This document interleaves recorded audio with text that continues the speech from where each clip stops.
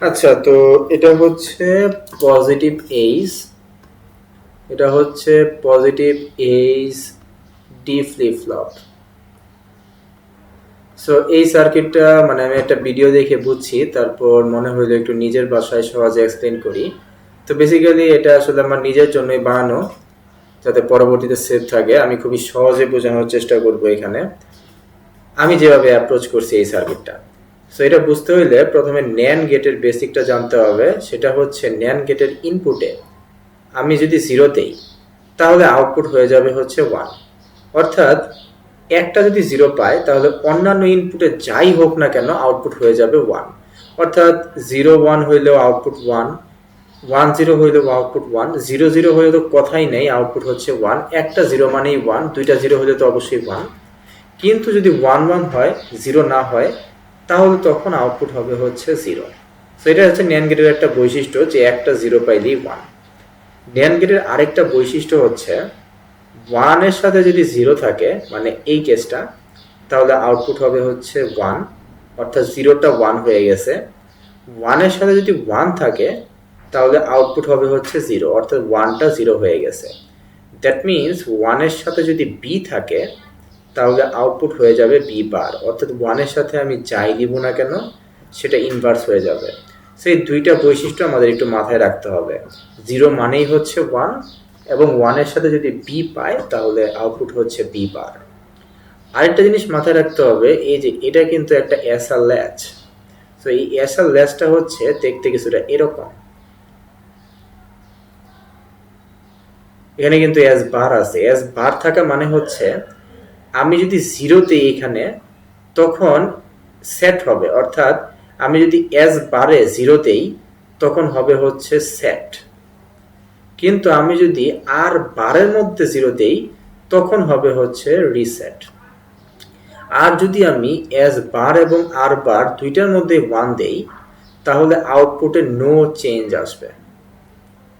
মানে কিউ এবং কিউ বারে নো চেঞ্জ আসবে। সো এই জিনিসটাও একটু মাথায় রাখতে হবে। ওকে, সো এখন আমি যে কাজটা করব, আমি তিনটা ক্ষেত্র নিয়ে আলোচনা করব। প্রথমত ক্লকের ভ্যালু যখন জিরো, তখন তো অবশ্যই নো চেঞ্জ হবে, যেহেতু এটা একটা flip flop, positive H D flip flop. তার মানে কি, যে যখন জিরো, তখন এই ডি এর ভ্যালু আউটপুটে কোনো চেঞ্জ আনতে পারবে না। কিন্তু যখনই একটা ট্রানজিশন হবে, তখনই এই ডি এর ভ্যালুটা কিউ এর মধ্যে শিফট করবে। আর ট্রানজিশনের পরে যখন ক্লকের ভ্যালু ওয়ান, তখনও কিচ্ছু হবে না, অর্থাৎ নো চেঞ্জ। সো এটি স্টেপ বাই স্টেপ বোঝার চেষ্টা করি। সো প্রথমে হচ্ছে ক্লকের ভ্যালু যখন জিরো। এখানে একটা ইম্পর্টেন্ট কথা, যে এখানে কিন্তু প্রপাগেশন ডিলে একটা বড় ফ্যাক্টর। অর্থাৎ এই প্রত্যেকটা ন্যান্ড গেটে তো একটা প্রপাগেশন ডিলে আছে, অর্থাৎ সবগুলা কাজ কিন্তু সিমুলটেনিয়াসলি একসাথে হবে না। প্রথমে ক্লকের ভ্যালু জিরো হয়েছে, তার কিছু সময় পরে এই দুইটা ন্যান্ড গেটের মধ্যে ইফেক্ট হবে, ন্যান্ড গেটের আউটপুট চেঞ্জ হবে আফটার সাম টাইম। সো আমরা জানি যে ন্যান্ড গেটে ইনপুট একটা জিরো হইলেই আউটপুট হচ্ছে ওয়ান। সো ক্লক জিরো হওয়ার কিছু সময় পর পি ওয়ানের ভ্যালু হয়েছে ওয়ান, এবং পি টু এর ভ্যালু হয়েছে হচ্ছে ওয়ান। এরপর দুইটা ঘটনা ঘটবে, তাই আমি এখানে একটা দাগ দিলাম, মানে দুইটা ঘটনা প্যারালালি ঘটবে। কি ঘটবে? এই যে পি ওয়ানের ভ্যালুটা, এটা এই ল্যাচের মধ্যে আসবে, পি টু এর ভ্যালুটাও এই ল্যাচের মধ্যে আসবে, সেটা আমি এই যে এইখানে দেখাবো। তারপর পি ওয়ানের ভ্যালু এই জায়গায় আসবে, এন্ড এই পি টু এর ভ্যালু এইখানে আসবে, সেটা আমি এইখানে দেখাবো। সো প্রথমে আমি ল্যাচ নিয়ে কথা বলি। সো আমরা জানি যে ল্যাচের মধ্যে কি আসছে, দুইটাই ওয়ান ওয়ান আসছে। আর ল্যাচের মধ্যে যদি দুইটাই ওয়ান ওয়ান আসে, তাহলে এই যে নো চেঞ্জ। তার মানে ল্যাচের যে আউটপুট আছে, নো চেঞ্জ। এখন দেখি এই যে ওয়ানটা যে এখানে আসছে, তার মানে এই জিনিসটা হয়ে গেছে ওয়ান। ঠিক একইভাবে পি টু এর ভ্যালু এখানে আসছে, এই জিনিসটা হয়ে গেছে ওয়ান। এখন দেখতে পাচ্ছি এই ন্যান্ড গেটে ওয়ানের সাথে কিছু একটা আছে। সো আমরা জানি ওয়ানের সাথে যাই থাকুক না কেন, আউটপুট হয়ে যাবে ইনভার্স। সো এইটা হয়ে যাবে হচ্ছে ডি বার। সো পি ফোর এর ভ্যালু ডি বার। দেখতে পাচ্ছি প্রথমে পি ফোর এর ভ্যালু ডি বার হয়েছে, এই ডি বারটা এখানে আসছে, এই ডি বারটা এখানে আসছে। আফটার সাম টাইম এই পি থ্রি এর ভ্যালু চেঞ্জ হবে, ওয়ানের সাথে যাই থাকুক না কেন সেটা ইনভার্স হয়ে যাবে। সো ডি বারটা ইনভার্স হয়ে ডি হয়ে গেছে, তার মানে কিছু সময় পর P3 এর ভ্যালু ডি হয়ে গেছে। তারপর এই ডি এর ভ্যালুটা এইখানে আসবে, এন্ড এখানে এসে এই ন্যানকে চেঞ্জ করার চেষ্টা করবে, কিন্তু পারবে না, কারণ ক্লকের ভ্যালু হচ্ছে 0। 0 মানেই হচ্ছে 1, তার মানে ডি এর কোনো দাম নাই। ঠিক একইভাবে ক্লকের ভ্যালুটা 0 হওয়ার জন্য এই ডি বারের কোনো দাম নাই। ইভেন এই 1টা তো অনেক আগে এখানে এসে বসেছিল, এই 1-এরও আসলে কোনো দাম নাই, কারণ ক্লকের ভ্যালু হচ্ছে 0, এন্ড একটা 0 পাওয়া মানেই হচ্ছে 1। কিন্তু এর পরের মুহূর্তে, অর্থাৎ যখন ট্রানজিশন হবে, অর্থাৎ 0 থেকে যখন ক্লকের ভ্যালু এখন 1 হবে, ঠিক এই সময় কি হবে সেটা একটু বোঝার চেষ্টা করি লাল কালিতে। সো ক্লকের ভ্যালু এখন 1, ক্লকের ভ্যালু এখন 1, ক্লকের ভ্যালু এখন 1। তো এখন দেখতে পাচ্ছি যে দুইটা ন্যান্ড গেট যে আছে, দুইটা ন্যান্ড গেটে, উপরের ন্যান্ড গেটটার দিকে তাকাই, যে 1 এর সাথে ডি আছে, তাহলে আউটপুট হবে ডি এর উল্টা, ডি বার। এই যে 1 এর ডি থাকায় ডি এর উল্টা হয়েছে ডি বার। সো P1 এর ভ্যালু হয়ে গেছে ডি বার। তারপর 1 আর 1 এর সাথে ডি বার আছে এখানে, এটা কিন্তু ডি বার, তাহলে আউটপুট হবে হচ্ছে ডি। সো P2 এর ভ্যালু হচ্ছে ডি।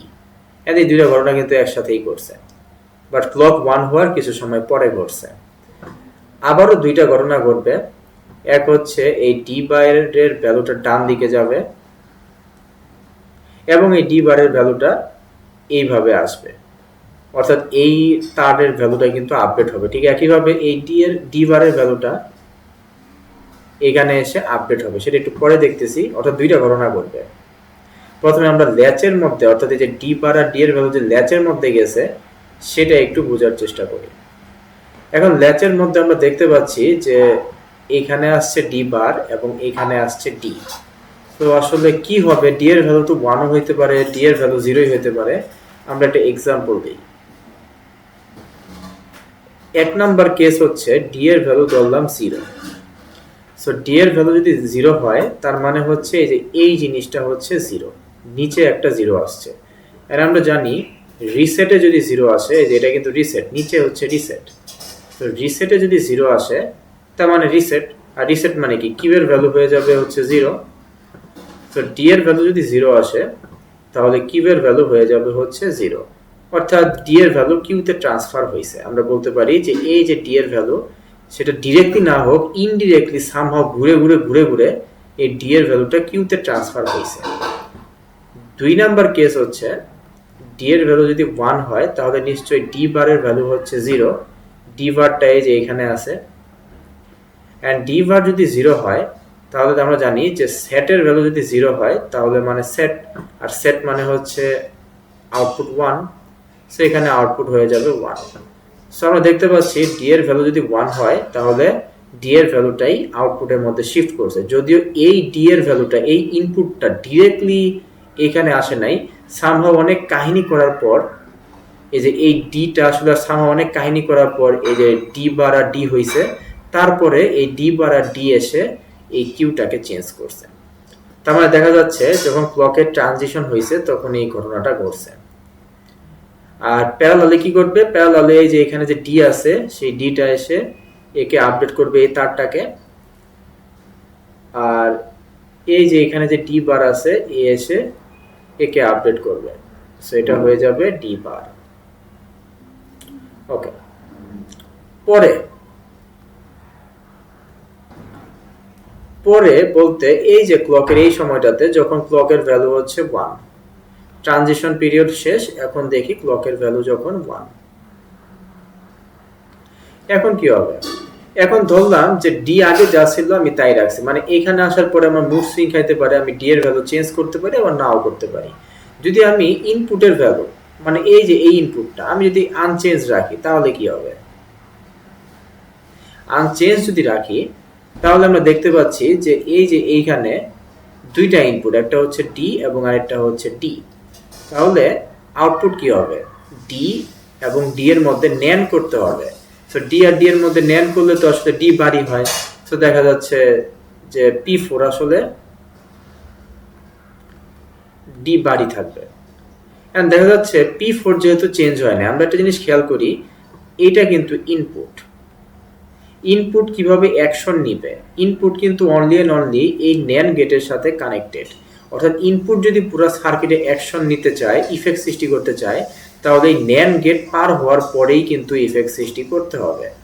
কিন্তু আমরা দেখতে পাচ্ছি যে এই ডি এর ভ্যালু যদি আনচেঞ্জ থাকে, তাহলে এই P4 এর ভ্যালুটাও আনচেঞ্জড। আর P4 এর ভ্যালু যদি আনচেঞ্জ থাকে তাহলে পুরো সার্কিটটাই আনচেঞ্জ, অর্থাৎ আউটপুটেও কোনো চেঞ্জ আসবে না, নো চেঞ্জ।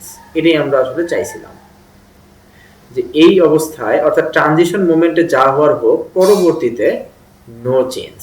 এখন দেখি পরবর্তীতে মনে করলাম এই সময় আমার মুড সুইং খাইছে, যখন ক্লক 1, তখন আমি ডি এর ভ্যালু চেঞ্জ করছি। ডি মানে কি, আমি ইনপুটটা আসলে চেঞ্জ করছি। অর্থাৎ আমি কি করছি, ইনপুট আর ডি রাখি নাই, ইনপুট করে ফেলছি ডি বার। এখন কি হবে সেটা একটু বোঝার চেষ্টা করি। সো ডি এবং ডি বার কি হয় দেখি। ডি এবং ডি বারের মধ্যে আমি যদি NAND করি, তাহলে ভেতরে হয় হচ্ছে 0, তারপর 1।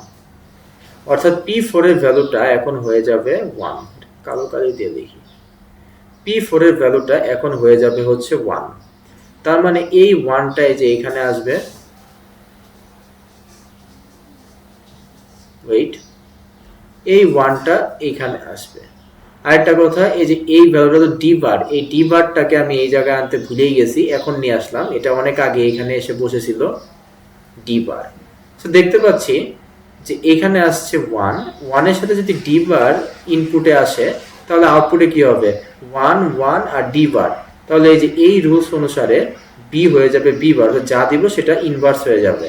সো 1 আর 1 এর সাথে যদি ডি বার আসে, তাহলে আউটপুট হবে হচ্ছে ডি। তার মানে এখানে কোনো চেঞ্জ আসে নাই। আচ্ছা, এখন দেখি এই যে এখানে যে 1 হয়েছে, এই 1টা এই পথে এই জায়গায় আসবে, অর্থাৎ 1 1 1 1, এটা কিন্তু এখন হয়ে যাবে 1। সো এটা যদি 1 হয় তাহলে কি হবে, 1 এর সাথে যদি ডি বার দেই, তাহলে আউটপুটে হবে হচ্ছে ডি। এই ডিটা এখানে আসবে, এন্ড 1 এর সাথে ডি পাইলে আউটপুট হবে হচ্ছে ডি বার। সো দেখা যাচ্ছে ডি বার ডি বারের মতোই আছে, ডি ও ডি এর মতোই আছে। তার মানে কি আউটপুটে কোনো চেঞ্জ আসবে? উত্তর হচ্ছে না। সো আউটপুটে কোনো চেঞ্জ আসবে না, নো চেঞ্জ। আমি একটু আরেকবার বলি এখানে কি হয়েছে। এখানে জাস্ট হয়েছে কি, এই যে আমি ইনপুটটা চেঞ্জ করছি। তো ইনপুটটা চেঞ্জ করাতে জাস্ট একটাই ঘটনা ঘটছে, সেটা হচ্ছে P4 এর ভ্যালুটা 1 হয়ে গেছে। এই 1টা এখানে আসছে, বাট আসার পরেও আমরা দেখতে পাচ্ছি এই যে এই ডি বারটার কারণে আউটপুট এইখানে ডি, মানে আগেও ডি ছিল, এখনো ডি আছে। সিমিলারলি এই 1টা এখানে আসার পর একে কোনো চেঞ্জ করতে পারে না। আচ্ছা, আগে এখানে ডি ছিল, এখনো এখানে ডি আছে। এই ডিটা এখানে আসছে, এখনো এটা আগেও ডি বার ছিল, এখনো ডি বারই আছে।